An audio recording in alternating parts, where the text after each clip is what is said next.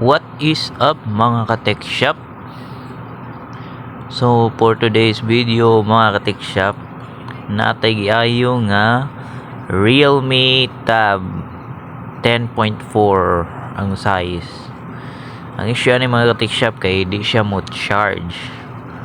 So mo ni sample sa mga tab nga lisod kayo i-disassemble mga ka-tech shop kay kinahanglan pa nimo tanggalon ang LCD nya kibaw biya kaning mga LCD mga tech shop dali ra kayo ni siya mabuak kung di ka kamao mo disassemble.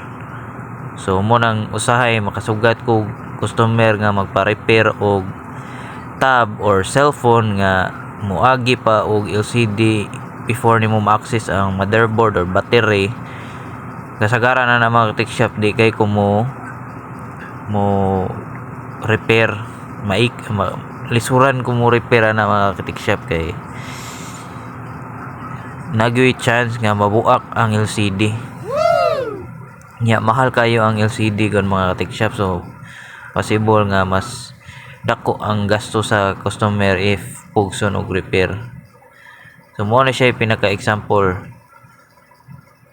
bago pa ko naghisgot ani sa akong previous video mga ka-tech shop nya naa dayon nagpaayo.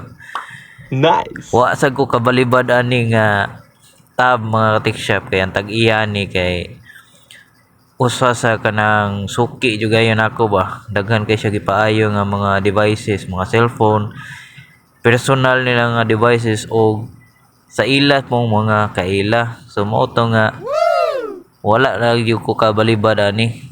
Tag-iya ni si Aldrin, migo na ko classmate pag college niya, kanang kaduwa sa nakog duta sa una. Ya salig ra sa kayo siya. Ako lang yun ginahinay o kaning disassemble, hinaynayon mo guni siya mag tech shop niya. Dapat taas kay kag pasensya ani niya. Ako taon mubo sa kay kog pasensya. Ani taas na lagahat. Dugay kay ko na humag kumbati aning tableta mga ka-tech shop. Nya gamitan ra gud ako plastic nga humok kay para inigkuan. Ang technique gid ani, insert nimo plastic nya birahon nimo para ang glue madala. Mao day technique ani mga tech shop.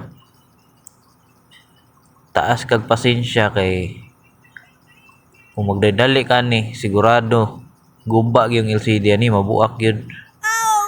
Hangtod nga na open yun ako mga tech shop. Kani siya nga tablet mga tech shop gipaayo na sa ni before ako ra gyapon nag-ayo. Ang guba ani is ang LCD gyud mismo, mahal sad siya nabayaran ani sa LCD niya. Mo nang kibaw yung pilay presyo aning LCD aning tableta. Mo nang hinahinayon din ako. So as you can see, ang iyang charging port okay mag-connection, pero inig-charge nimo ang iyang gipagawas nga voltahe is 0.15, 14, 16 niya mag-usab-usab ba. So ang initial nga finding sa customer ni Aldrin kay ang iya ko ng charging port guba, pero sa pag-check nako murag dili charging port. Murag ang issue ato is naa sa iyang IC sa iyang charging board kay mag-usab-usab mo gud ang value, and supposedly ang value ato sa volts gyud unta is mga 3 volts padulong sa main board nya. Ang iya kay 0.16, 15 mga na man gamay ra man kayo, mo nang dili kayo siya ka charge. So nag-order pa ko pisa mga ka-tech shop niya, gi-proceed na nako fix ning usa ka issue ning kaning cellphone.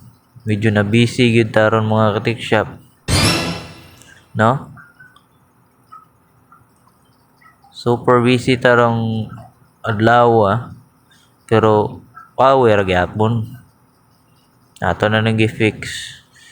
Kani siya mga ka-tech shop, guba na isang touch niya.